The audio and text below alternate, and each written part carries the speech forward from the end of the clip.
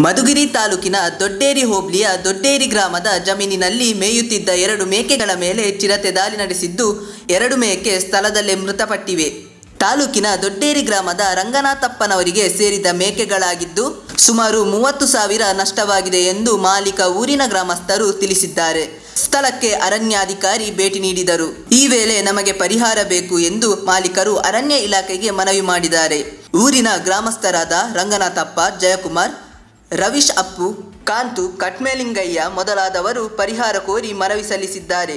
ವರದಿ ದೊಡ್ಡೇರಿ ಮಹಲಿಂಗಯ್ಯ.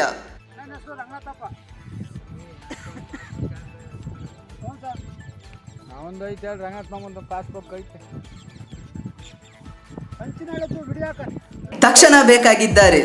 ತುಮಕೂರಿನ ಹೆಸರಾಂತ ಕಂಪನಿಯಲ್ಲಿ ಗುತ್ತಿಗೆ ಕಾರ್ಮಿಕರಾಗಿ ಕೆಲಸ ಮಾಡಲು ಯುವಕರು ಮತ್ತು ಯುವತಿಯರು ಬೇಕಾಗಿದ್ದಾರೆ.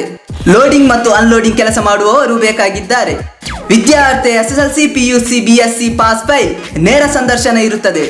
ESI ಮತ್ತು PF ಸೌಲಭ್ಯ ಇರುತ್ತದೆ. ಆಸಕ್ತರು ಕೂಡಲೇ ಸಂಪರ್ಕಿಸಿ. Naveen GL, phone number 9743103968.